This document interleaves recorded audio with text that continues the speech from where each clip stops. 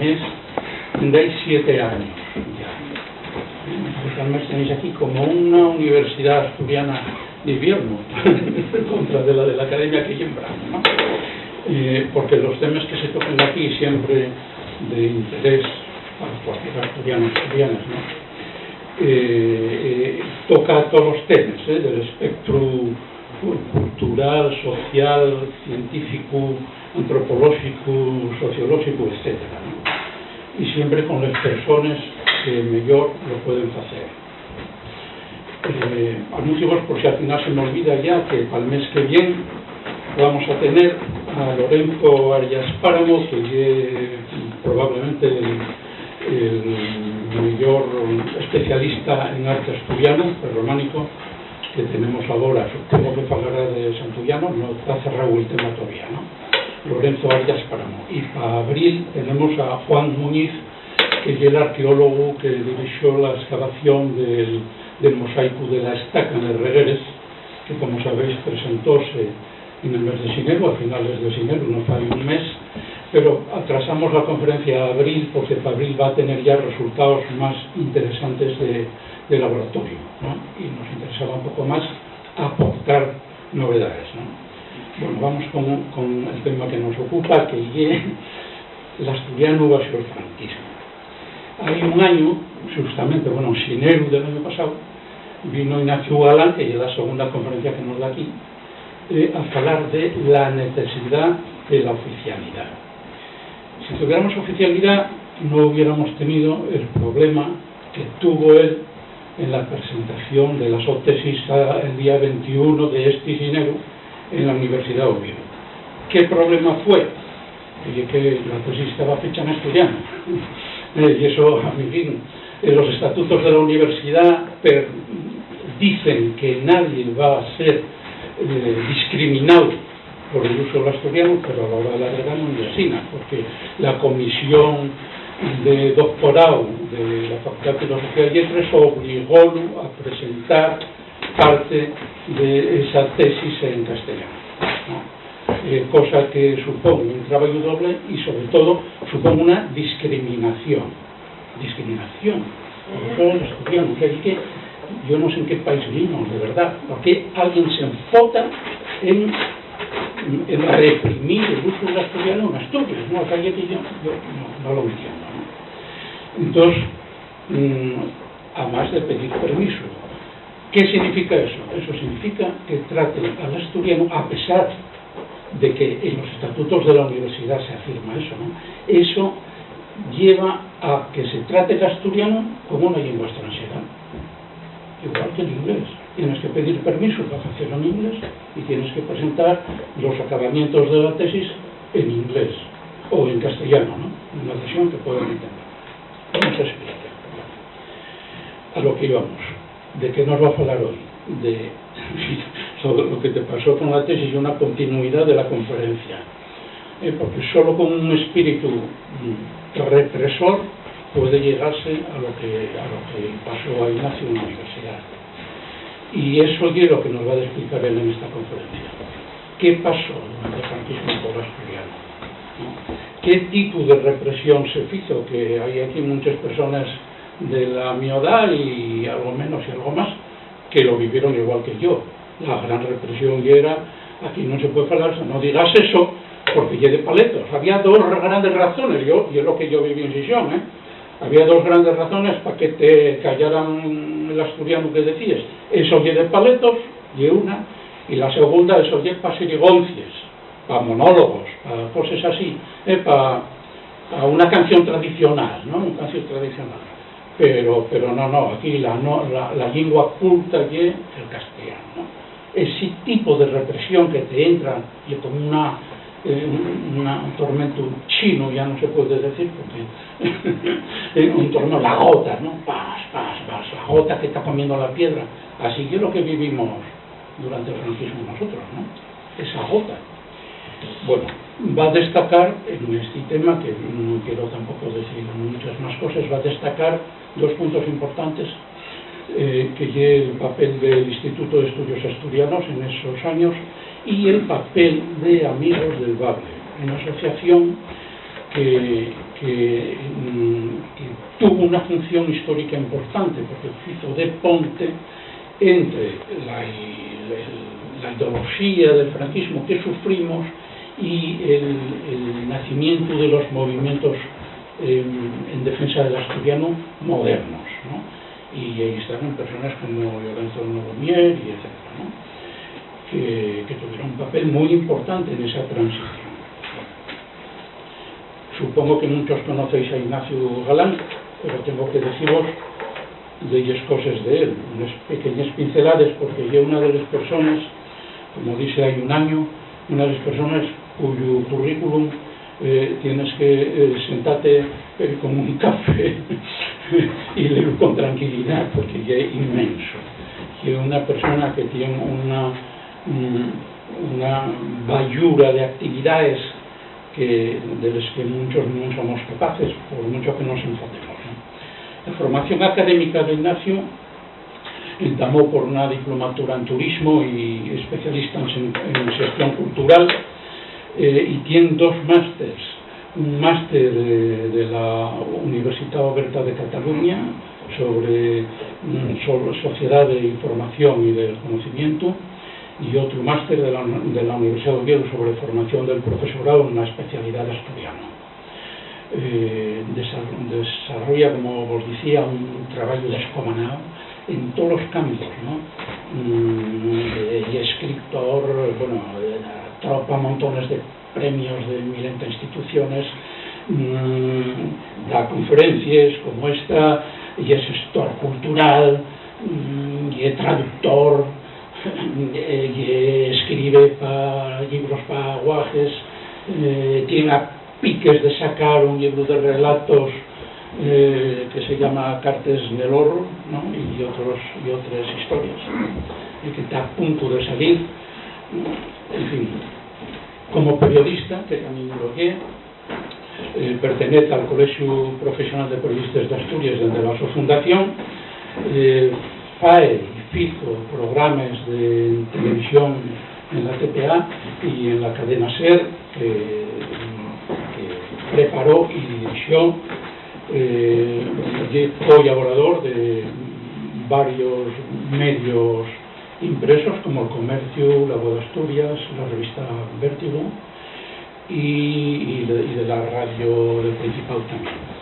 Y en el 2018 volvió a la TPA con el programa que conoceréis por lo menos de nombre, si no lo visteis nunca, que es del mundo usigrero,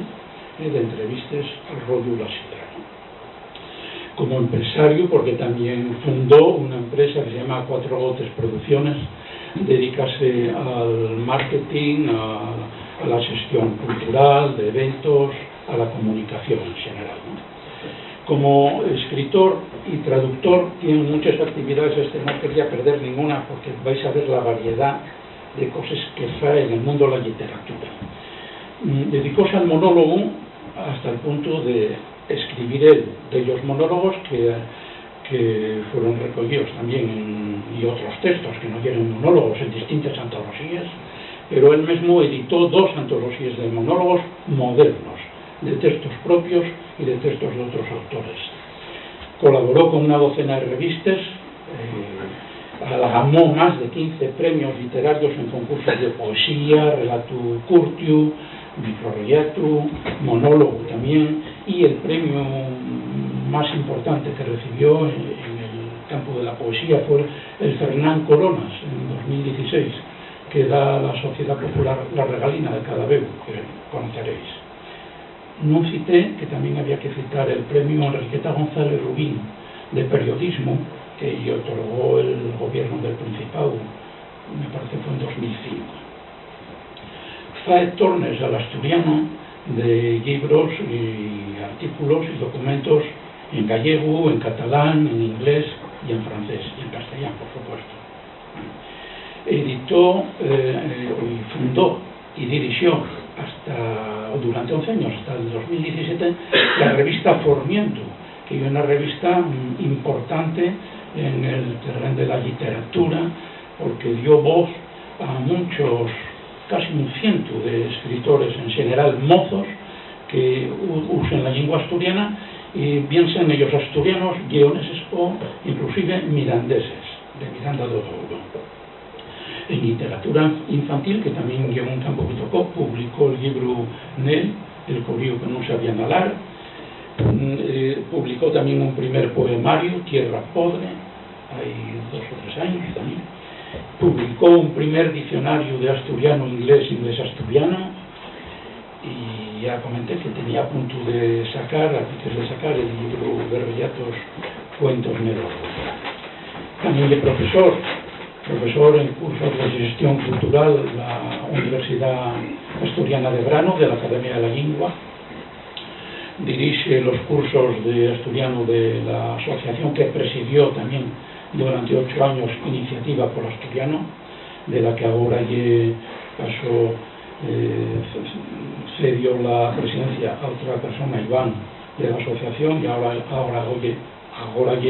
vocal de Relaciones Institucionales Internacionales. Y también profesor, como decía ya, en el sector oficial, profesor de asturiano, entamó en el Instituto número 5 de Avilés, pasó por Xixón, y ahora, si no te cambiaron, estás en la Pobla. Estás en Xixón ya otra vez. Bien, ya, pues Xixón una vez ahora más, ¿no? Y como investigador y conferenciante, tiene publicado el cartafolio de terminología de turismo en el Centro de Terminología Asturiana Termast. Termast y un organismo que controla, bueno, entre comillas, ¿no?, controla la innovación y la investigación sobre terminología asturiana en los campos de científicos, tecnológicos, sociales y tal, que a veces el usuario, el asturiano, el estuspalante, non atopa as palabras máis apallaizas, non? E Termast, que é un organismo que depende de la Academia, del Colegio Profesional de Ingenieros Informáticos y del Sofastur, controla y publica, ¿no? Hay hasta el momento 17 cartafolios de terminología publicados, y el de Ignacio Y sobre turismo. Tiene varios premios de la Academia, en particular el de concurso de recogida de material toponímico del concello del que son originarios, que es el de la Collá, en Siero,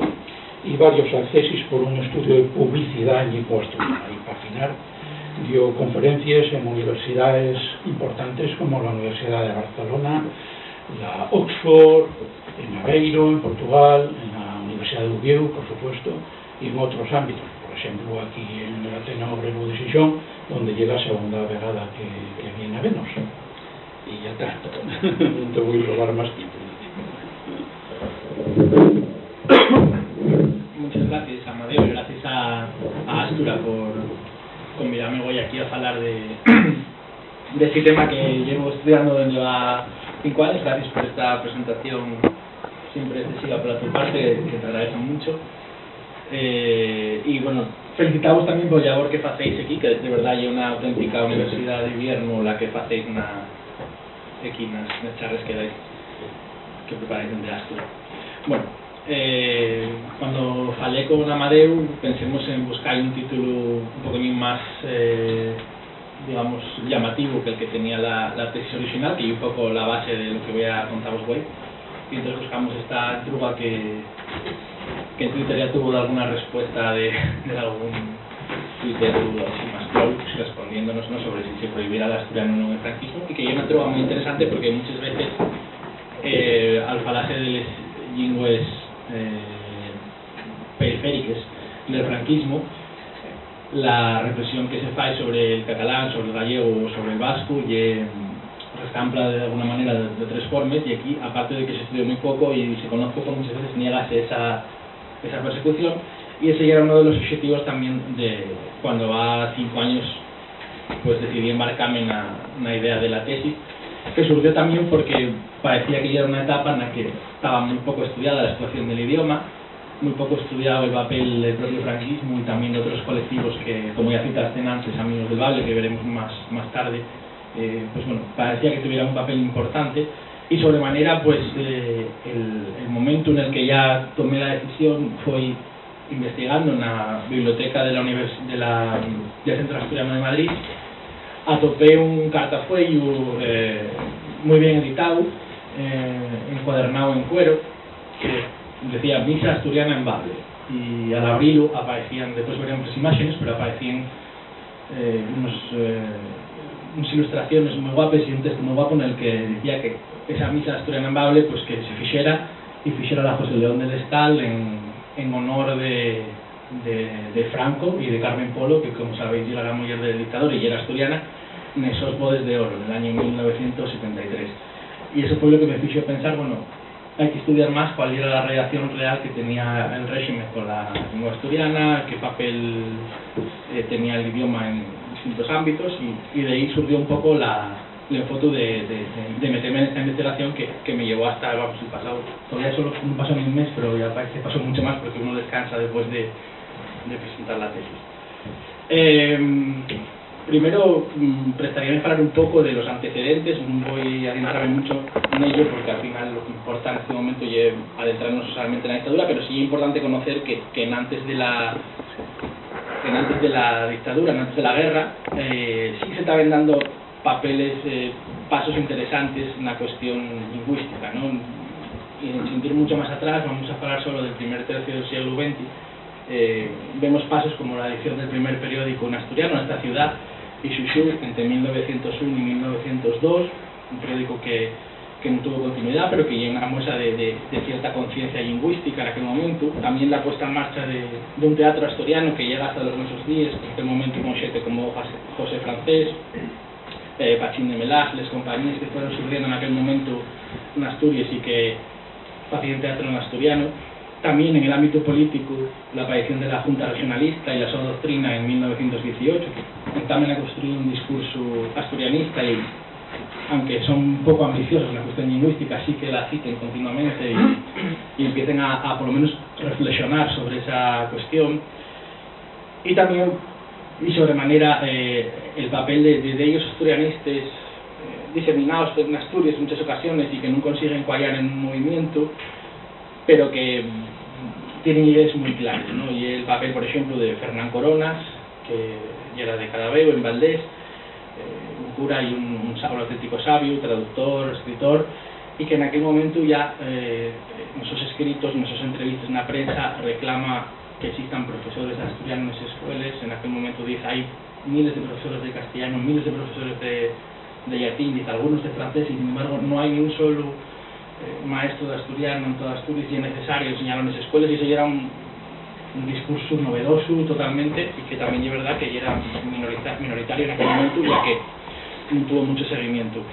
También en esta ciudad aparece la antología de los nuevos bablistas en 1925 por Enrique García Rendueles, obras como Nelly Flor de Pindefría, y también un momento bueno para la literatura asturiana con obras interesantes. Entidades también como el Centro de Estudios Asturianos en Oviedo, y sobre todo en 1919, ya hace 101 años, la Real Academia Asturiana de las Artes y las Letras, que tenía clarísimas ideas normativizadores y que surgiera en Xixón, y entre otras cosas decían que iban a solucionar la cuestión del asturiano, pues dotándolo de unas normas, de una gramática y de una serie de herramientas lingüísticas que en aquel momento no se tenían. Y es verdad que después la década de los años 30 va suponiendo un parón en esta cuestión. Asturias vive momentos movidos, digamos, una revolución en 34, el ambiente prebélico, y muchas de las iniciativas queden paradas también porque muchas de estas personas pues, o en la guerra acaben muertes, o acaben exiliadas, o acaben con pocas energías y con pocas posibilidades de hacer cosas. Ya en la guerra también atopamos, y al estudiar un poco la cuestión, testimonios del uso del idioma en un bando y en otro. Pero sí que se nota cierta diferencia, aunque el bando nacional, en la prensa del bando nacional atopamos algún ejemplo en el que fan risas de cómo soldados republicanos, al atoparse con ellos en estos intercambios que tenían entre batalla y batalla para intercambiar tabaco o otras cosas, pues riéndose de cómo usaban el asturiano, o de cómo usaban el asturiano una megafonía, cuando intentaban de alguna manera convencer al contrario o digamos, de alguna manera también desanimarlo a través de esa megafonía que utilizaban. Y también la prensa republicana parece, aunque sí que es verdad, con un tratamiento da que mellor. De todas formas, podemos decir que el asturiano non se desprende de los usos diglósicos en ninguno de los bandos y eso pues bueno, puede observarse mismamente en los ejemplos del gobierno del Consejo Soberano de Asturias y León que utiliza el asturiano en su actividad oficial, digamos, en algún momento. Bueno, este é uno de los ejemplares del periódico Ixixú del que vos falaban antes, que aparece de 1902 en concreto, y un ejemplar que apareció a poco y que non tanto los que editó la Academia, y que, bueno, fala del momento en el que existían iniciativas muy interesantes que después pues, los hacen tuvieron gran continuidad. Bien, antes de introducirse en lo que es la cuestión puramente asturiana de la posición del régimen sobre el asturiano, sí que ya era interesante y ya era necesario afondar en conocer qué opinaba el franquismo en general sobre los ingles. Y de una cuestión que desde el primer momento el dictador deixa bien claro, ya el 1 de octubre de 36, un mensaje que llanza por la radio, Francisco Franco dice que España se organiza en un amplio concepto totalitario por medio de instituciones nacionales que aseguran su totalidad, su unidad y continuidad. El carácter de cada región será respetado, pero sin perjuicio para la unidad nacional, que la queremos absoluta, con una sola lengua, el castellano, y una sola personalidad, la española. De alguna manera, deja bien clara cuál va a ser la política lingüística del régimen. Sí que así, en los primeros momentos, por mor también de la configuración del bando nacional, existen algunas sensibilidades distintas, ¿no? Por ejemplo, en el País Vasco y en Cataluña topamos uso del catalán y del euskera en la propaganda, también pues por mor de que hay esas distintas tendencias en el franquismo, carlistas, nacionalistas de derechas como Francesc Cambó en Cataluña, que apuesten porque el franquismo, digamos, que abra la mano con estas cuestiones lingüísticas, pero que bueno, enseguida van a ver que no hay así nada, ya que arranca desde el primer momento una legislación contraria al uso de los idiomas. En el año 38 prohíbense ya poner nombres propios a los niños y niñas en lenguas distintas del castellano, queden libres de estas prohibiciones los nombres pues, de las vírgenes y otras tradiciones como Serrat o Aranzas o en el País Vasco, ¿no? Determinados nombres que por tanto evidencian una cuestión religiosa quedan fuera de esa prohibición. En el 39 prohíbese la utilización de esos lingües en los establecimientos hoteleros, no pueden llevar nombres en esos lingües, tampoco en los diálogos en las películas. En el 40 hay más legislación sobre la cuestión en el registro de la propiedad intelectual, y esa legislación estatal va complementándose con órdenes de distintas provincias. Las distintas gobernaciones provinciales van haciendo órdenes determinadas para los funcionarios, bueno, pues poniendo multas y poniendo determinadas medidas contrarias al uso en las instituciones, en las escuelas, especialmente pues en esos usos oficiales y sobremanera en la escuela, ¿no? También, y un espacio en el que cuiden mucho de que esas lingües vayan desapareciendo. Las políticas siguen vigentes a lo largo de las décadas siguientes, pero es verdad que bueno, de alguna manera van relajándose y no podemos estudiar el franquismo como 40 años exactamente iguales, sino que hay una evolución y hay diferentes momentos. Pues en un primer momento el régimen vencíase a las dictaduras de Hitler y de Mussolini, y en ese momento pues, viven en otra realidad, digamos, que después cuando intenten abrirse al ámbito internacional y tener una reconocencia pues de la ONU y de otras instituciones, pues intenten ir haciendo pequeños cambios en esas cuestiones, ¿no? Y pues empieza a tolerarse, por ejemplo, en el País Vasco, les icastoles, llévase a las escuelas de alguna manera a las lingües distintas del castellano, sobremanera a partir de la Ley de Enseño de 1970, que definitivamente introduce de manera voluntaria esas lingües en esas escuelas. Y bueno, esos cambios tienen que ver con la debilidad del régimen ya en ese momento y también con unos movimientos reivindicativos y políticos que están más organizados y que tienen un mayor push en los territorios. bueno, esta imagen que es bastante conocida, yo creo, la de Franco con la Cruz de la Victoria llegando a Asturias en 1942, después de que volviera de estar fuera de Asturias custodiada. Creo que fala también muy bien de cómo el franquismo decidió agarrar con las manos la cultura asturiana y hacerla propia, ¿no? Entonces, bueno, vamos a ver un poco cómo hicieron esto. En Asturias tenemos unas circunstancias distintas a las que hay en otros territorios, ya que no teníamos un movimiento de reivindicación lingüística encadermado, no teníamos una tradición que sí existía en otros lugares, organizada ya antes de la guerra, cosa que aquí no pasa, ¿no? En otros lugares tenían ya la experiencia inclusive de tener tenido la sola lengua como lengua oficial en un periodo curto de la República, pero llegaron a tenerla, un uso ya oficial por parte de las instituciones.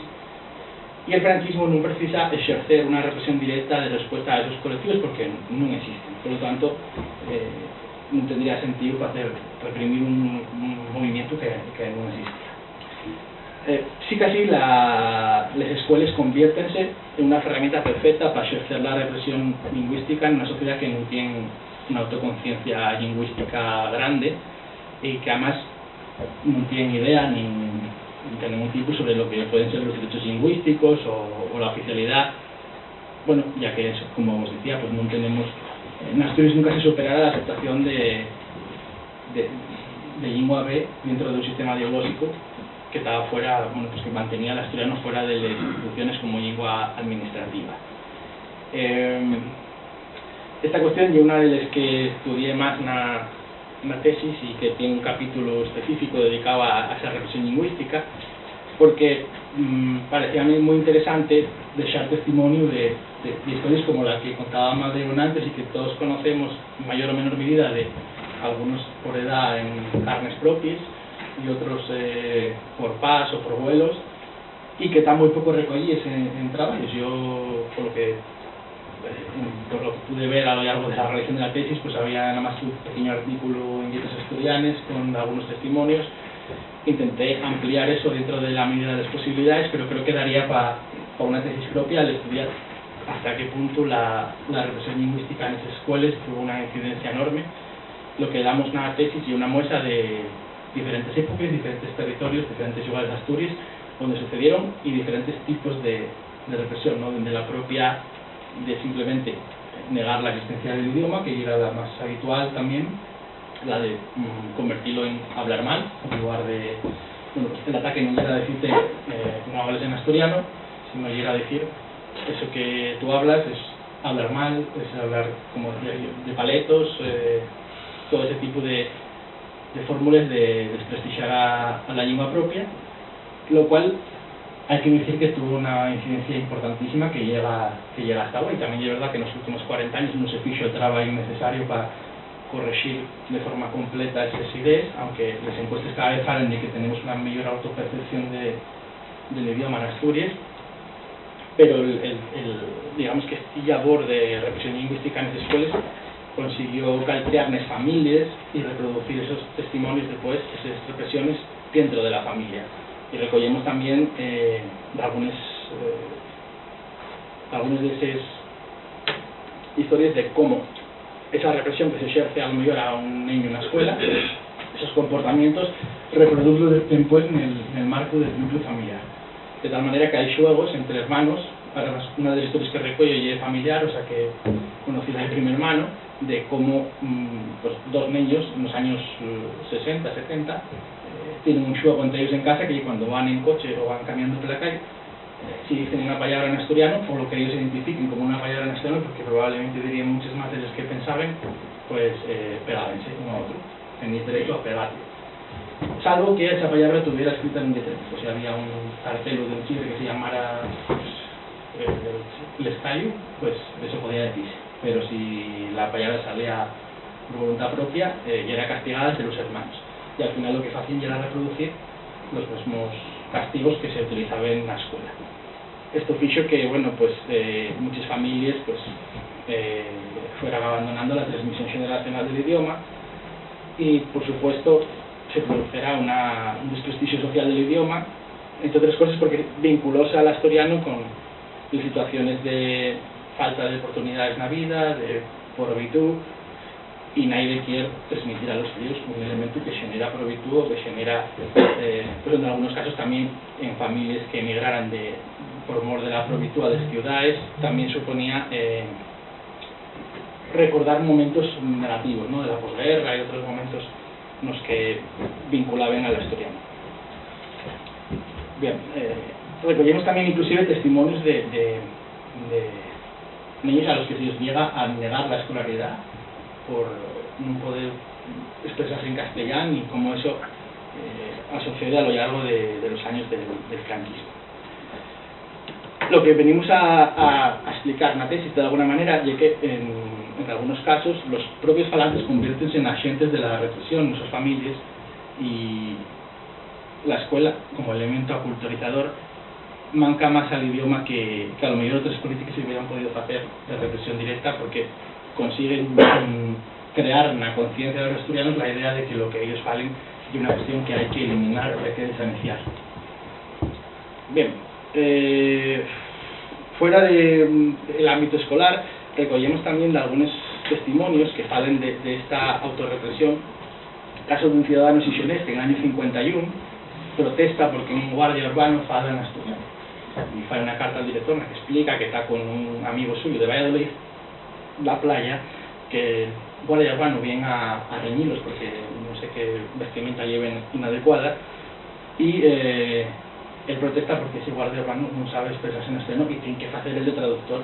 con el amigo de Valladolid. Y es que imagen estamos dando fuera de Asturias cuando un guardia urbano se expresa de esta manera que no es propia de estos ámbitos oficiales, ¿no? Y otra carta que sucede 10 años más tarde, en el año 61, no sé si recogiendo probablemente testimonio de aquella otra anterior, fala de nuevo de la cuestión, pero dice que ya ahora, que sí, que los guardias urbanos que por fin ya saben expresarse en condiciones, o sea que ya vimos cómo ahí se produce un cambio y ya los guardias urbanos tienen una forma de que bueno, por fin abandonamos esos viejos vetos negativos de utilizar de aquella manera la forma de falar de aquella manera que consideraban que non era positiva. De todas formas, tamén recollemos de algunos testimonios positivos de maestros y maestres que utilizan la asturiano en la escuela a través de la lectura de poesías, de pequeños obras de teatro u otro tipo de elementos, normalmente en las fiestas o en algún ámbito más lúdico, pero que de alguna manera tiene mucho mérito también que se produzca así uso del idioma en un momento complicado. Bueno, esta es la sede actual del Instituto de Estudios Asturianos. Después de la Guerra Civil, Asturias, como bien sabéis, es un país que está completamente destruido, con una universidad en ruinas. En ese momento plantease la posibilidad de que la universidad desaparezca. Hay una posibilidad que está sobre la mesa en ese momento con mucha fuerza, y el rector Sabino Álvarez Gendín quien consigue evitar ese piesgue y failo con la ayuda de Carmen Porro. En ese momento y es la persona que lo ayuda, como asturiana y mujer del dictador, consiguen que la Universidad Asturiana siga estando en Asturias. Y lo que llama la atención en el siglo XIX es que haya uso del idioma como elemento simbólico, folclórico, si lo queremos llamar así, pero ya en 1939, en los primeros sitios de Franco, hay pues fálase de una niña que vestida de aldeana recita una poesía en asturiano delante del dictador. Este tipo de elementos nos que, igual que se baila un pericote delante del dictador, pues también se puede utilizar esa poesía o ese texto en asturiano que recibe al dictador y que además aplaudido de manera masiva por el público. Ahí también vemos en la propia Asturias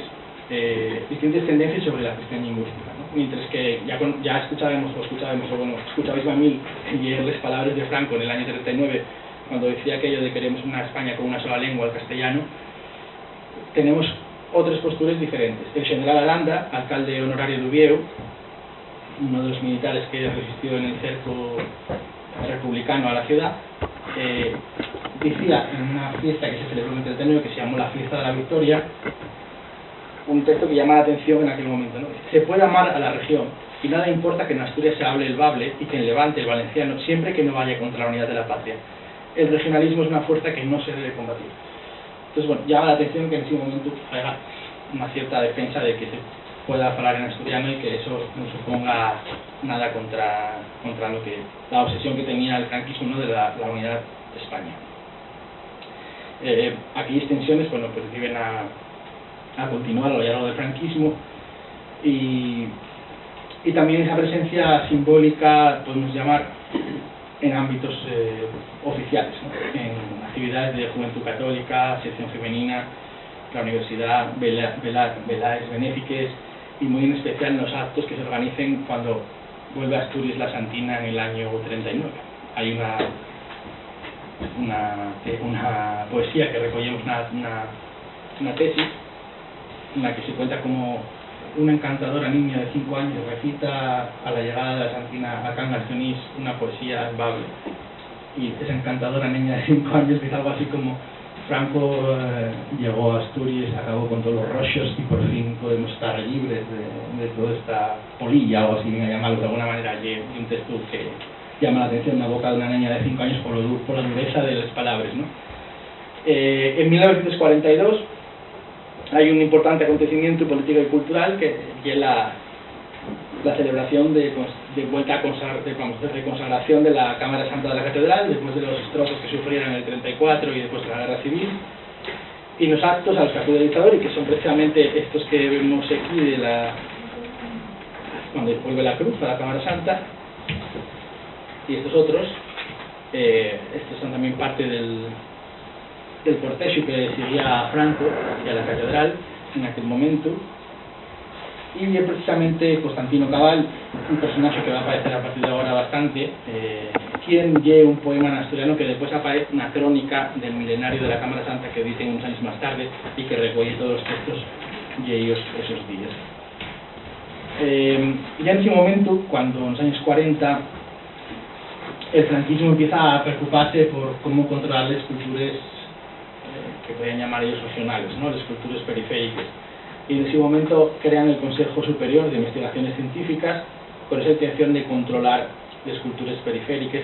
en algunos casos recuperando o utilizando entidades que ya existían antes, y en otros casos creando nuevas entidades, como en el caso del Instituto de Estudios Asturianos.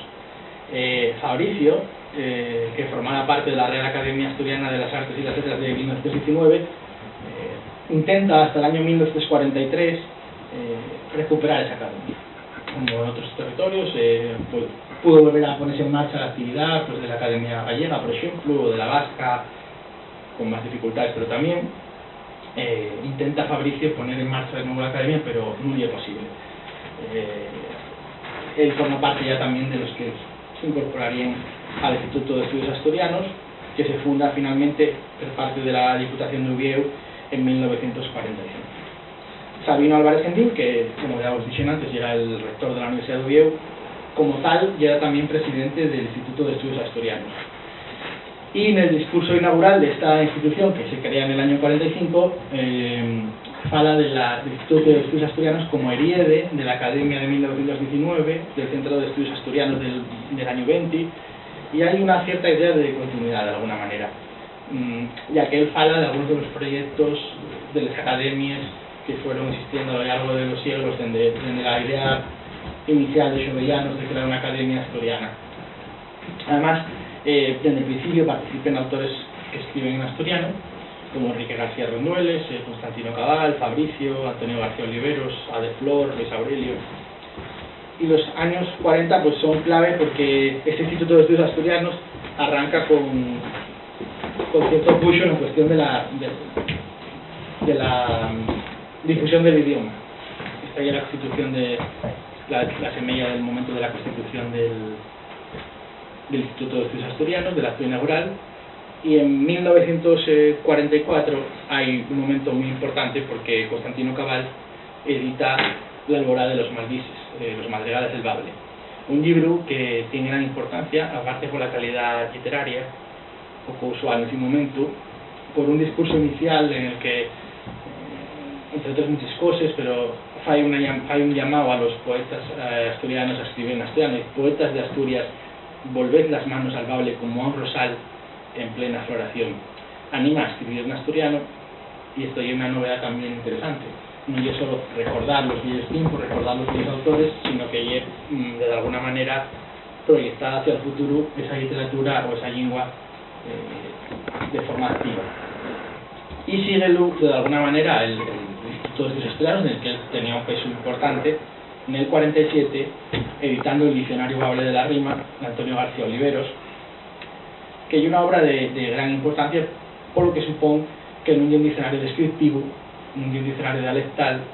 no es un diccionario tampoco que traduza al castellano, que les entraes en asturiano, sino que lo que hace es ofrecer una herramienta, un diccionario de la rima, que quería ese diccionario facilitar el labor de los escritores a los que Cabal hacía el llamado de ponerse a escribir en asturiano. Aquí tenéis la herramienta, un diccionario de la rima, que permitía facilitar ese labor de ponerse a escribir poesía. La sección quinta de este Instituto de Estudios Asturianos, que presidía Constantino Cabal en aquel momento, solicita en 1947 presupuestos a imprentas y editoriales para editar un diccionario bable, que al final llega el objetivo inicial de Xovellanos cuando planeara la idea de crear una academia, después llega también el objetivo de la academia de 1919, y vemos que sigue siendo el objetivo también de esta sección quinta del Instituto de Estudios Asturianos, aunque ese diccionario no llegaría después hasta mucho más tarde y después transformado en otra cosa muy diferente. Hay un primer momento en el Instituto de Estudios Asturianos de gran interés por el estudio del idioma y de la literatura asturiana. Los actos también incluyen siempre la presencia del idioma. Por ejemplo, en 1946 y 47, al menos que tengamos testimonio, celebran la Fiesta del Bable, un acto de promoción de la literatura asturiana que después iba a desaparecer. Después es inédito, pero en ese momento llévanse obras en asturiano y en absolutamente la gran mayoría de los actos del Instituto de Estudios Asturianos hay presencia del idioma siempre con la lectura de alguna poesía, de algún texto en asturiano. En 1949, Martín Andreu Valdés accede al instituto como miembro y hace uno de los discursos más avanzados del momento, dignificación y enaltecimiento del bable, en el que apurre ideas normalizadores y normativizadores poco habituales en la domina, aunque no tienen consecuencia después en el labor del instituto, ¿no?, en los siguientes años. Así que hay algunos ejemplos a principios de los 50, como un concurso literario de poesía que incluye categoría para obras en castellano y para obras en asturiano, y eso después desaparece. Según van avanzando los años 50, incluso en el año 56-57, hay un concurso de cuentos regionales que prohíbe el uso de las palabras fuera de los giros y modismos en determinados diálogos de personajes populares, ¿no? La idea de puede reproducirse un diálogo de un aldeano en asturiano, pero el texto del cuento, específicamente las bases, prohíbe el uso del idioma. A partir de ese momento, el labor de la idea agarra mucho más protagonismo la cuestión de los estudios filológicos, con monografías interesantes e importantes también para lo que conocemos hoy de la lengua asturiana,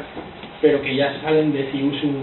de ese labor, digamos, de difusión, de promoción del idioma, aunque sea en el aspecto literario, folclórico, pero ya eso desaparece. Y bueno, pues tenemos trabajos como el habla de Elena de 1955, aspectos del habla occidental del 54,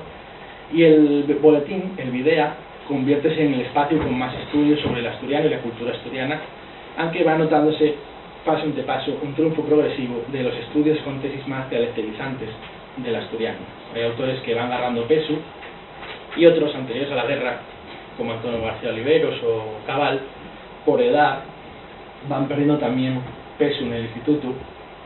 y otros autores como Jesús Meira tienen otros criterios, digamos, mucho más dialectizantes. Ven al idioma como un conjunto de variedades, empiezan a esparcer una serie de discursos alrededor de la lengua asturiana que lleguen hasta hoy reproducidos de manera popular, ya en el ámbito científico, por suerte, desaniciados, o prácticamente desaniciados, pero que en aquel momento empiecen a traspasar primero en el instituto, después pasa a la universidad, porque, por ejemplo, Jesús Meira pues, era profesor de la universidad, y eso después notase también unos discursos que se van reproduciendo por parte del profesorado en las escuelas y llegando al final a convertirse en ideas muy populares en la sociedad asturiana. Hai algúns autores nos años, ya a finales dos años 50, que no propio boletín del Instituto de Estudios Extrenos falen incluso de la asturianía como una lengua muerta, empiecen a transmitir ideas muy negativas y haya muy pocas iniciativas positivas a partir de los años 50. Quizá a veces últimas de las que podemos falar, la edición en 1958 de La Fonte del Cai, de Pin de Prías, la antología de poetas asturianos de Pedro G. Arias, que sí que así pues da una visión subsidiaria del idioma, ¿no? En el prólogo, esta antología tiene 2 volúmenes, una en asturiano y otra en castellano, de poesía en asturiano y otra de poesía en castellano, y dice que Asturias tiene 2 poesías, una de andar por casa, otra para ir por el mundo, evidentemente refiriéndose al asturiano en la de andar por casa. Deja además fuera autores exiliados como Matías Conde o Emilio Palacios, de gran calidad, y que donde yo tenía espacio en esta antología de no ser por no coincidir políticamente con el Instituto de Estudios Asturianos.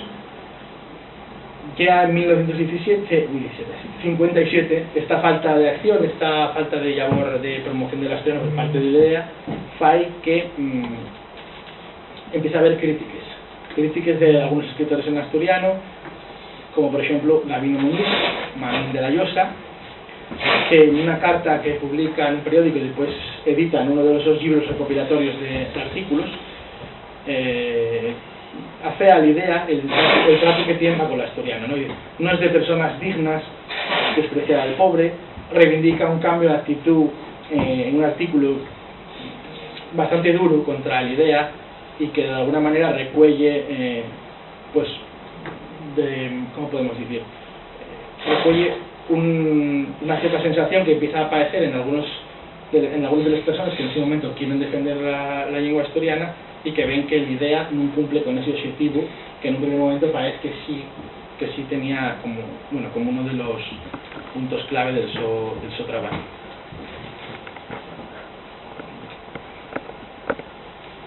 Según avanzan los años 50 y después los 60, estamos en un momento en el que la situación de la literatura ya es también estudiada en este trabajo y lo que vemos es una importante prohibición, unas ediciones, pocas obras,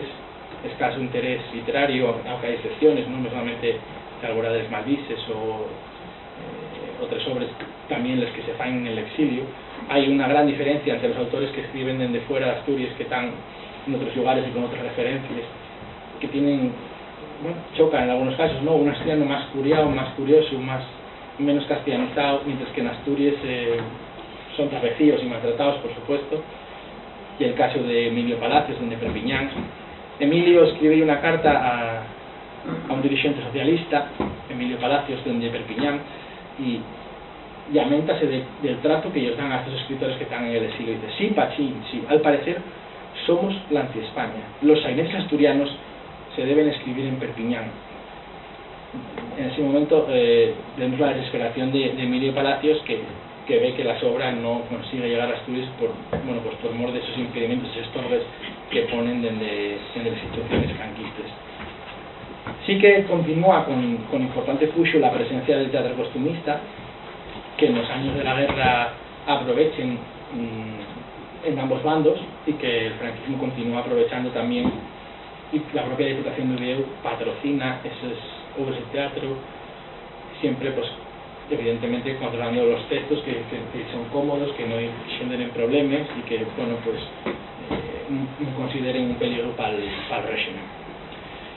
Ya entrando en los años 60, incluyo estos dos titulares porque forman parte de una polémica ya estudiada de los años 60, del año 65, en la que vemos dos posturas contrarias a hecho, ¿no? Uno que especifica defendamos nuestro dialecto vernáculo, mientras que otro dice enterremos el cadáver del Babel, que va a ser un discurso que va a repetirse a lo largo de los años después. La sociedad asturiana en los años 60 vive cambios radicales, ¿no? Pasamos de ser una sociedad rural de afecho a convertirnos en una sociedad con una industrialización intensa. Los movimientos obreros van recuperando puxo. En el año 62 hay la famosa folgona que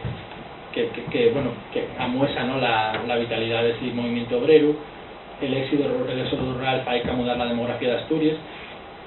y aunque en Asturias la tasa de alfabetismo ya era más baja que en otros territorios. A partir del 63 se entama un plan intenso de alfabetización. En los años 60 empiezan a construirse muchos de los institutos que hoy todavía están en funcionamiento, y esto supone que muchas personas pasen por un proceso de alfabetización muy superior al que pasaron las generaciones previas, que en muchos casos no pasaron por más que unos pocos años de escuela y así ya empezaron a tener una formación más intensa, siempre con el castellano como lengua vehicular, evidentemente. Además hay un momento en el que Asturias llega en algo así como 10 años, más de 100.000 personas de fuera de Asturias que cambian completamente y generen un gran impacto sociolingüístico. Siempre que vienen hablando castellano de otros territorios del Estado, y que, bueno, por dar un dato, de que en el año 1940 en Asturias tenía 837.000 habitantes y solo 20 años más tarde ya estamos en el 1.000.000 de habitantes. Además, a mediados de los 60, en el 64 concretamente, Dama introduce en Asturias la televisión, que es también un elemento potentísimo de difusión del castellano. Y podemos parar ese momento como en el que verdaderamente entama a notarse una crisis en el idioma en muchos aspectos, ¿no? Los expertos en la literatura hablan de este momento como el de extrema probitud para la literatura asturiana. Los autores tienen una escasa conciencia de autoría, en muchos casos limiten la obra al concello o la comarca. Podemos hablar por ejemplo, de Pepe Campo y Elvira Castañón en Ayer, Antonio Chiova en Llangreu. Son autores con un peso importante del localismo. Las obras centran en cuestiones determinadas de esos lugares y de los eventos que ocurren en esos lugares. Editen la mayoría de esos obras en cartafollos de fiestas o en pequeños libros que mal apenas tienen difusión fuera de la zona donde viven. Y aparece mucha literatura también ensayada a la cuestión religiosa, a las catequesis. Lo que también notamos en los obras de estos años es un registro lingüístico más prove, castellanizado de alguna manera, y la aparición de autores digamos marginales, poco profesionales, con ediciones probes, con ideas lingüísticas en algunos casos llenos de prejuicios a pesar de escribir en asturiano. Podemos hablar del caso de Xulín de Yuza, que estudió Sánchez Vicente en algún artículo y que también incluimos alguna novedad sobre él, una tesis, y que es interesante como figura, que llegaba a vender sus propios libros en estaciones de autobuses y que, bueno, de alguna manera demostraba la probitud del sistema literario de lo que se pudiera llamar en aquel momento la literatura asturiana. Hay excepciones, hay autores que tienen mayor calidad, que cuiden más de su obra, como Llorenzo Novomier, Florina Lías, Manfred de la Llera o Luis Aurelio. Y además coincide que esos autores que tienen un mayor preocupación con el idioma y quienes tienen ideas también más avanzadas sobre la normalización, sobre la gestión lingüística, y de algunos de ellos, con mayor o menor push, deben incorporarse después al movimiento asturianista moderno. Los 60 son, y volvemos a esta imagen que teníamos al principio, son un momento de polémicas. Esta situación que vemos de marginalidad del idioma, de probitud, de debilidad, genera dos posturas. Una, la de las personas que dicen, ante esta situación de debilidad vamos a proteger, vamos a defender nuestro dialecto vernáculo. Y otros que dicen, ante esta situación de debilidad, enterremos el cadáver de Bable, no paga la pena hacer el esfuerzo, vamos a dejarlo morir, con diferentes puntos de vista. No siempre si enterremos el cadáver de Bable y es tan intenso, a veces hay otro tipo de posturas menos agresivas. Y bueno, lo que sí vemos en ese momento, ya que tenemos también una continuidad del asturiano como una lengua que conecta con la sociedad, que sigue utilizándose en ámbitos inclusive publicitarios y demás. Caso paradigmático y es el de Alfonso. Alfonso como dibujante y como escritor utiliza el asturiano continuamente, pues como el caso de Pinón y Telva, Pinín y demás, de esos demás personajes que utiliza, que bueno, pues que aparecen en obras patrocinadas por empresas. En este caso yo creo que Pinón y Telva aparecen en unos smarts, ¿no? En la casera, en chocolates, no recuerdo ahora el Cibeles, el Arminia, todos estos chocolates de esa época, Plin, y que un elemento también que nos habla de una continuidad de esa presencia del idioma y de un enganche con la sociedad y con la mocedad. Una figura que destacamos en el trabajo y que nos parece importante para esta época y poco conocida es la de Alfredo Villa y Villa, un home culto, esperantista. En aquel momento deixanos dos textos de gran importancia. Este concretamente que estáis viendo na pantalla publicase en el año 61 en una revista del Verano Sixonés, y en ella hace una defensa del asturiano como elemento interesante a la hora de promocionarse turísticamente. De alguna manera, bueno, ahí dice mucho, la diversidad de lenguas, contrariamente a lo que muchos creen, no es un obstáculo para el turismo. Nunca fue detenida la corriente turística hacia ningún lugar por temor al idioma del lugar. Y después, bueno, sigue en ese discurso defendiendo que ante unas ciudades que con el paso de los años cada vez van siendo todos más asemejables, el contar con una lengua propia, con una cultura distinta, llega algo interesante, llega algo que la gente quiere ver, quiere sentir cuando va a un lugar. Además, en otro texto que se publica también en la antología del Bable, un texto interesante por dos razones. Un lado porque hay una defensa muy potente del idioma a nivel de reivindicación lingüística, a nivel también de reivindicación a las entidades públicas de que hagan un trabajo a favor del idioma, y otro ya que utiliza el asturiano, que parece algo extraño, pero ya que los textos a favor del asturiano habitualmente y tradicionalmente solían ser en castellano, mientras que Alfredo Villa y Villa en estos años 60 da el paso de hacer un texto en prosa de defensa del idioma y de hacerlo en asturiano. Tenemos este que está haciendo aquí en castellano y el otro que es en asturiano. Otras figuras importantes de finales de los años 60 que podemos destacar son Avelino Moro, escritor también en asturiano de algunas obras, y Luis Argüelles, etnógrafo, y que proponen en el año 68 la creación del pueblo de Asturias, lo que hoy es el Museo del Pueblo de Asturias. Proponerlo como un complemento a la Feria de Muestres y va a ser base para iniciativas en favor del idioma. Por ejemplo, la creación del primer concurso de narrativa en asturiano, un concurso que también tenía categoría de poesía, pero que por primera vez en la historia recogemos un caso de un concurso de narrativa, que parece no, pero tiene una gran importancia en la historia tanto de la literatura como de la lengua asturiana, en dar ese paso a la prosa que parece siempre costaba al asturiano, a pesar de que luego, bueno, tenemos esa novela de Enriqueta González Rubín del 19, pero que ya era poco conocida en aquel momento. Además, tenemos también la cartelería, aquí a la derecha, cedida esta semilla por el Museo del Pueblo de Asturias precisamente, esa cartelería que estaba a la puerta del pueblo de Asturias y que veían todos los asturianos que entraban desde la Feria de Muestres, y que decía: llegué hasta el puerto del pueblo de Asturias, el Ayuntamiento Xixón con la Feria de Muestres quixeron dar a la nuestra provincia un lugar para curiar cosas antiguas propias de esta tierra que van escaeciéndose y no cuadren en estos tiempos de progreso de un pueblo trabajador. Y lo que allampiamos a ser de agor para muchos años, pero tiene el querer de todo asturiano. Este es también importante porque llevamos un cartel oficial puesto por el ayuntamiento en aquel momento y que está en asturiano, ¿no? Un asturiano muy curioso además, y que viene a hablar un poco de la importancia del pueblo de Asturias como elemento de difusión del asturiano. En aquel momento también inclusive podemos hablar hasta de determinada manera de normalización con ese concurso de prosa, con esta cartelería, y vamos viendo a finales de los 60 un creciente interés por el idioma. Inclusive, por ejemplo, el grupo de los archiduques de Tino Casal anuncia un disco en asturiano que no llegaría, pero que amuestra un ambiente propicio. El Presi y un fenómeno en aquel momento cantando en asturiano. Víctor Manuel, que arranca ya con cierta fama en aquel momento, graba El Portalín de Piedra y otros temas en asturiano como Un cura de aldea, que por cierto conviértese también en la primera emisión de la que tenemos constancia en la televisión española de un contenido en asturiano, un vídeo que graba cantando ese tema de Un cura de aldea. Y mientras en el IDEA, el Instituto de Estudios Asturianos,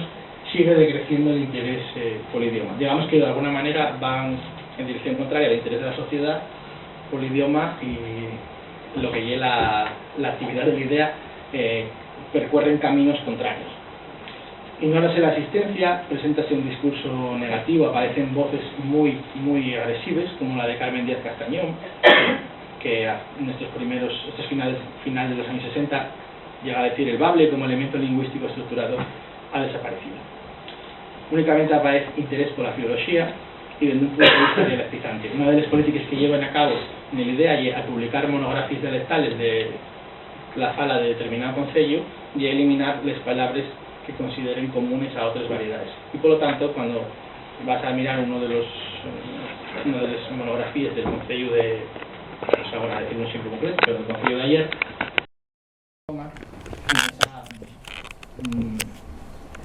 ideología que acaba llevando a lo que después, años más tarde, llamarán los bables, ¿no? Ya en el año 68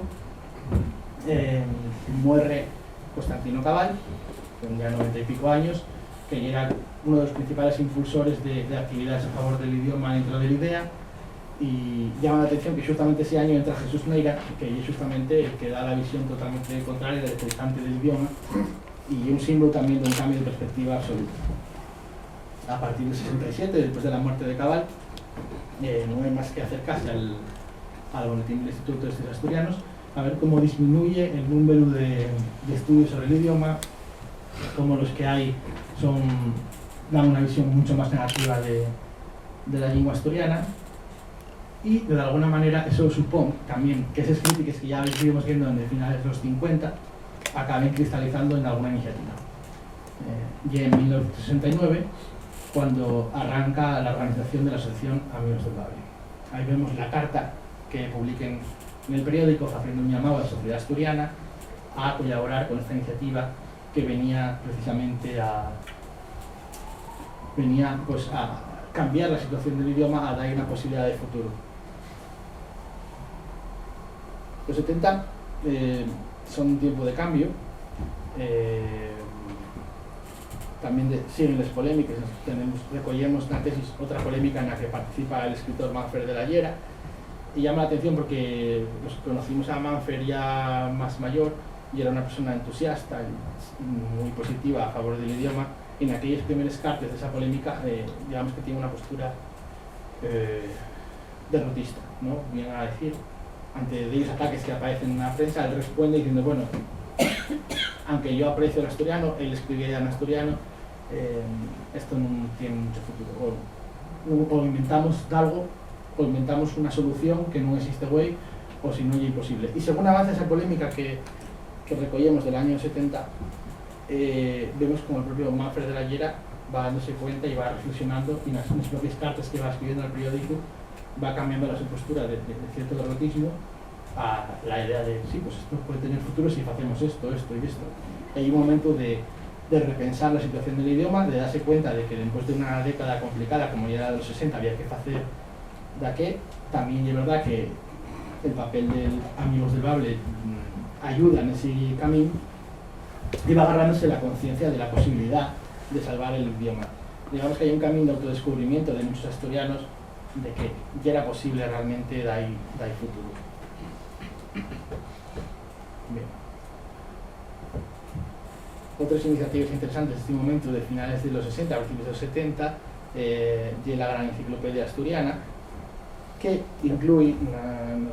esto entregábase por fascículos a las familias que estaban suscritas, y en esos fascículos incluíase unos fuelles que después formaban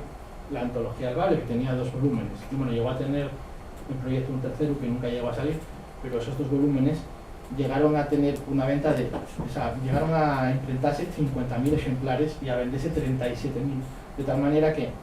las casas de Asturias, un montón de familias de Asturias, de muchísimos lugares de Asturias,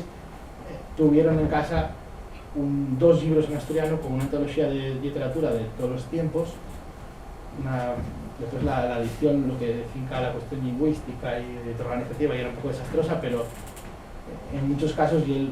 único libro que podía haber en casa en asturiano, y tuvo una difusión que, vamos, de algún editor podría confirmar, pero casi puedo confirmaros yo que no hubo pues, ningún otro libro en asturiano que tuviera 37.000 ejemplares vendidos, y esto permitió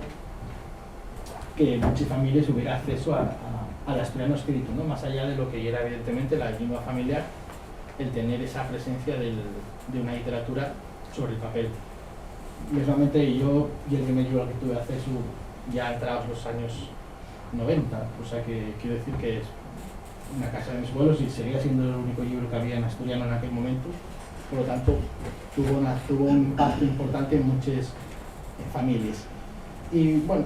seguimos con la cuestión de, volvemos a Amigos del Bable, que es paralelo a este momento, el año 69, José León del Estal, que es un periodista de importancia en aquel momento, radiofónico, como curiosidad también quien funda el Festival de Benidorm, empieza a hacer unas conferencias en defensa del asturiano. Él vive en Madrid, cada poco visita Asturias, vuelve a Asturias y hace una serie de conferencias a lo largo del año 69, no es que empieza digamos, a buscar aliados en esa defensa del idioma y failo pues con esas conferencias que va dando a lo largo de Asturias. Bueno, aquí tenemos la misa asturiana en Bable de la que os falen antes, que dice: solemne estreno dedicado a la excelentísima señora doña Carmen Polo de Franco en conmemoración de sus bodas de oro, inspirada en melodías asturianas por el maestro Casanova y texto en Bable por el escritor José León del Estal. Y firmado ahí El Pardo en 1973.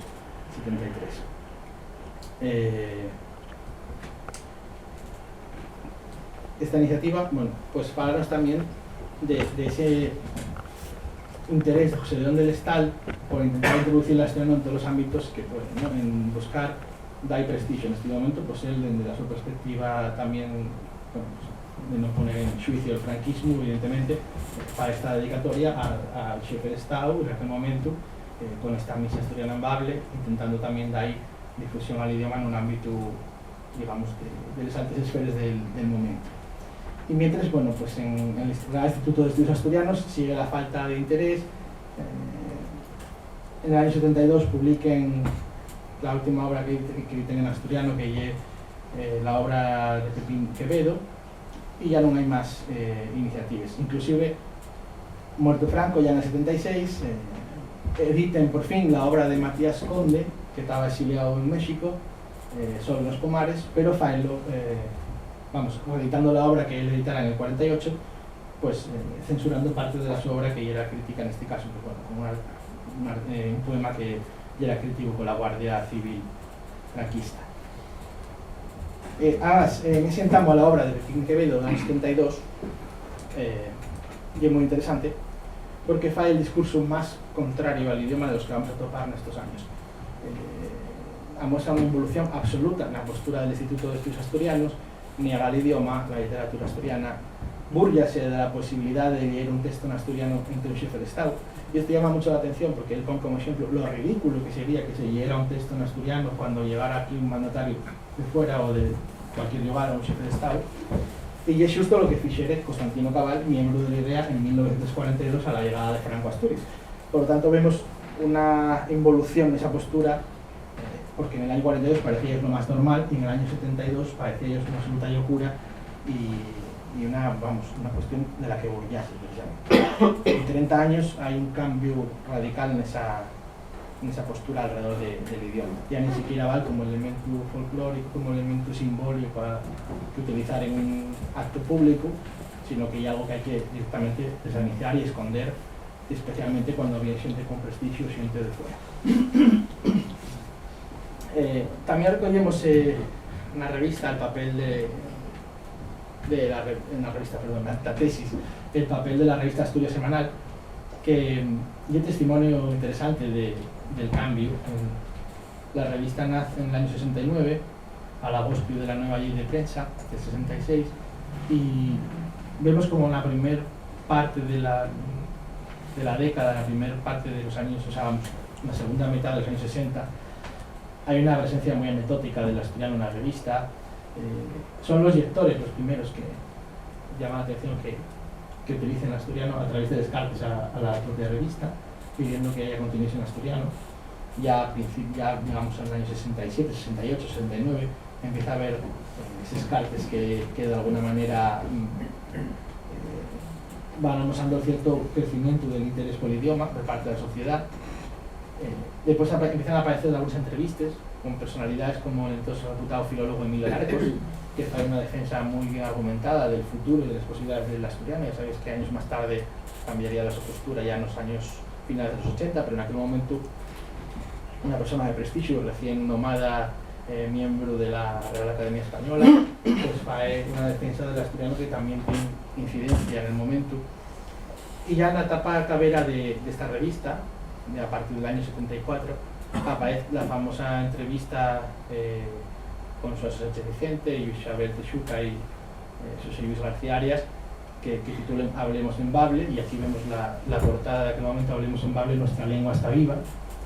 intento de un grupo de universitarios,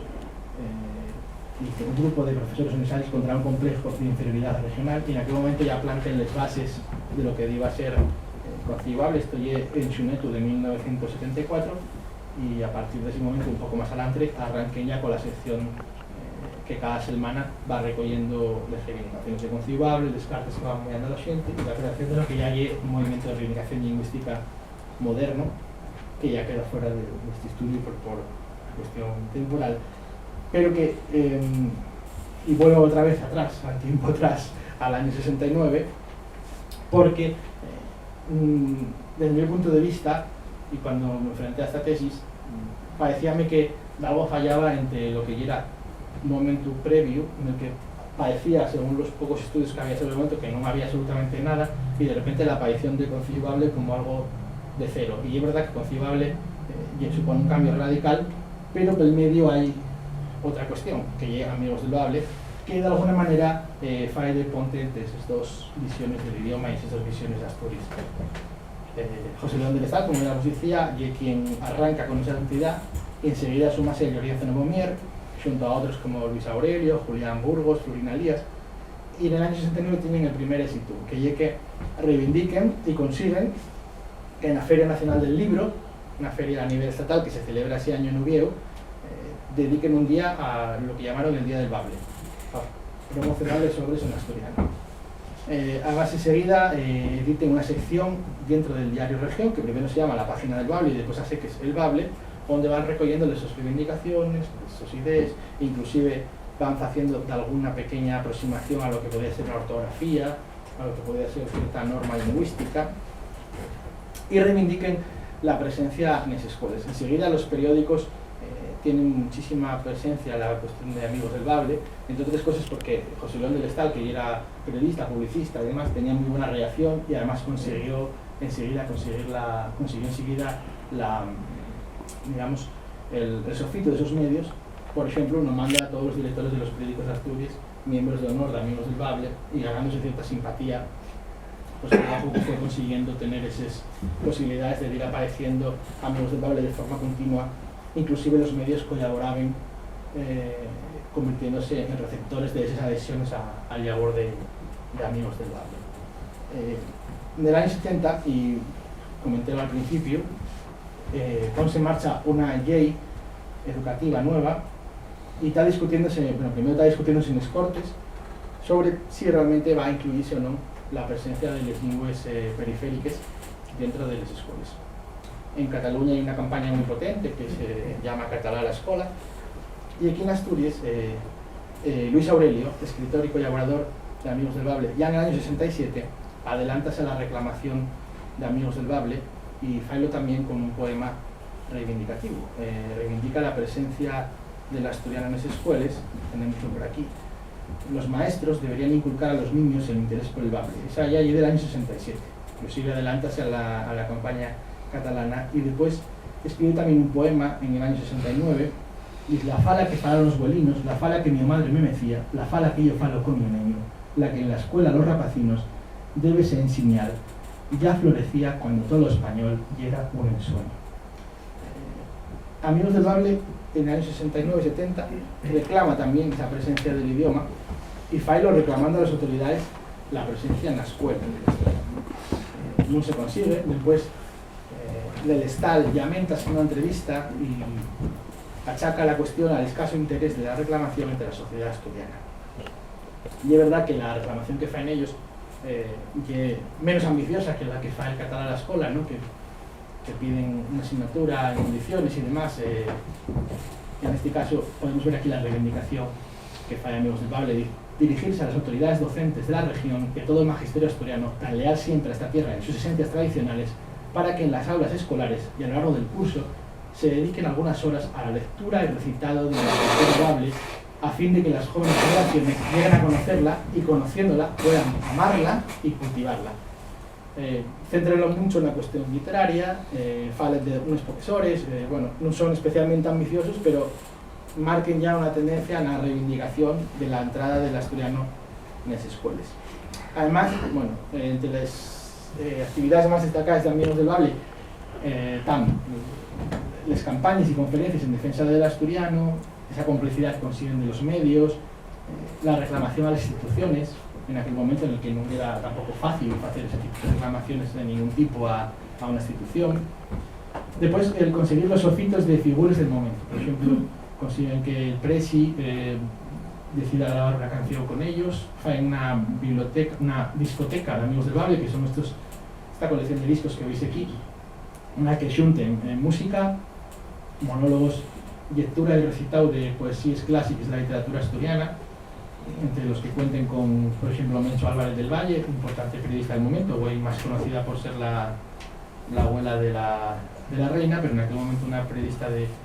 mucha sonadía, o el cantante y actor Antonio Medio. Todos ellos participen en esta colección, permitiendo que, de alguna manera, hacer una campaña bastante novedosa en lo que finca la reivindicación de juntar a la asturiana con figuras reconocibles, hay prestigio a través de esa modernización del idioma que se da pues, a través también de un formato distinto al del libro o al de otro tipo de elementos. Organicen un concurso de poesía, la Andecha de la Poesía Bable, que se celebra en el Teatro Campo Amor, en el que los propios autores reciten los sobre un tema concreto que proponen cada año. El primer año ya es sobre Cuadonga, la poesía asturiana, en el que hay también una publicación. Organicen después la Semana de la Poesía Bable, que va percorriendo distintos lugares de Asturias cada año y dedicándose a un autor, algo muy asemejado a lo que llegó hoy la Semana de los Hitos Asturianes. Y los premios Xana de Bable, podéis ver ahí el trofeo original del año 75, en el que reconocen a figuras y a entidades que fan un labor importante por el idioma. Y aquí hay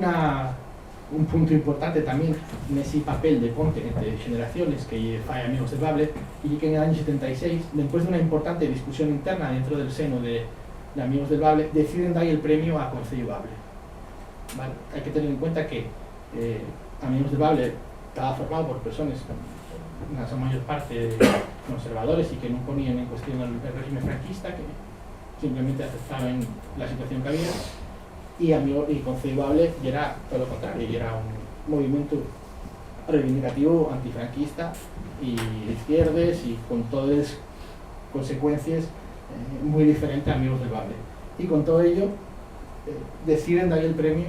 y de alguna manera marcarlos como continuadores del seu labor a Concello Bable. Concello Bable asiste al acto, recollemos los notas también, creo que es José Sánchez Vicente quien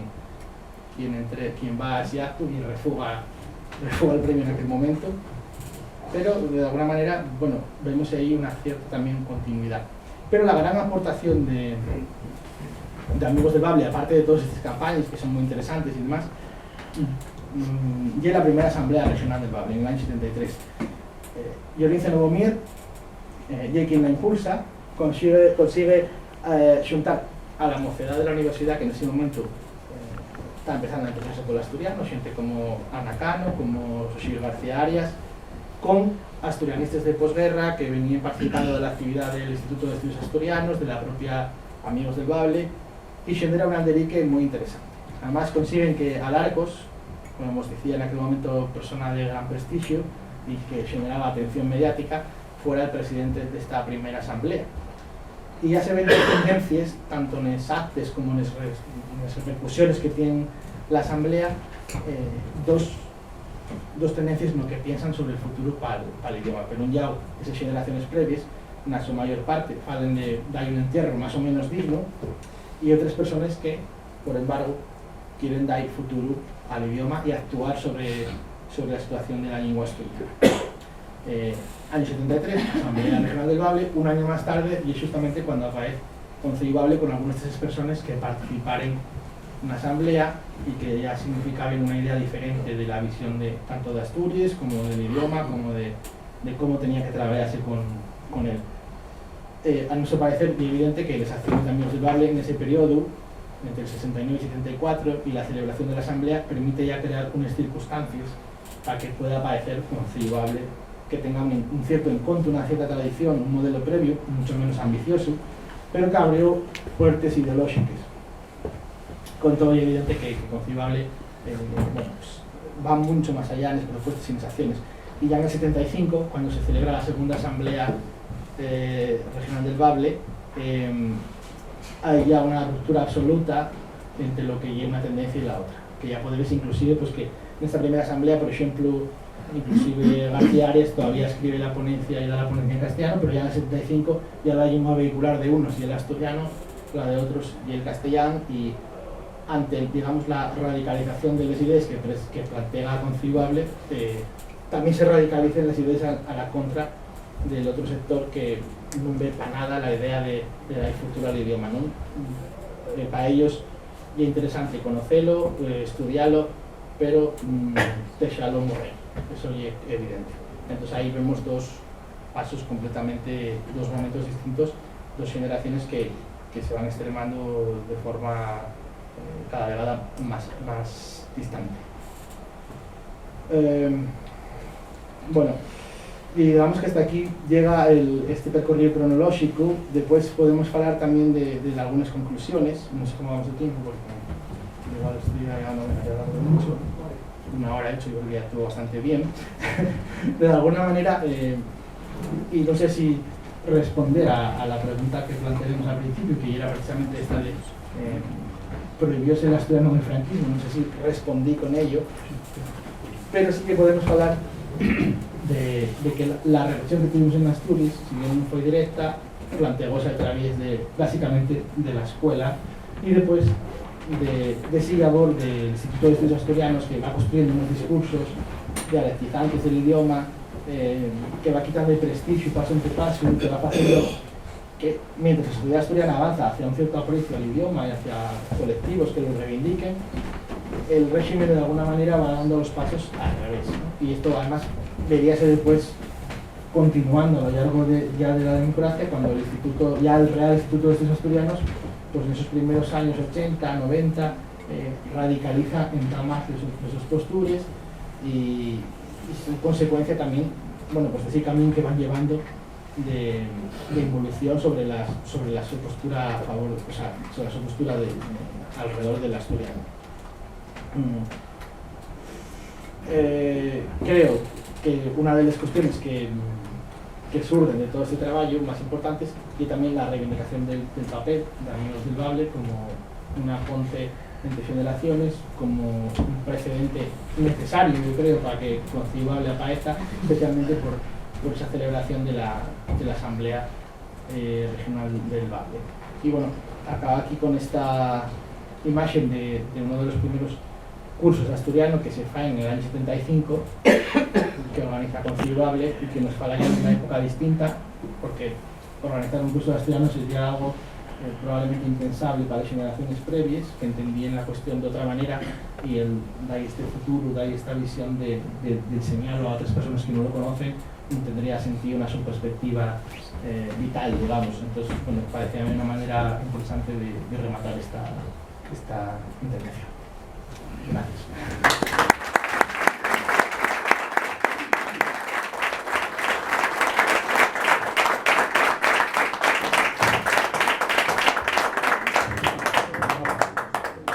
Tenemos unos 10 minutinos a un pequeño coloquio. Preguntar. Bueno, yo quería decir una cosa, Ignacio, que era comentario cuando me ha dicho que estaba preparando la tesis. Bueno, a veces felicitarlo de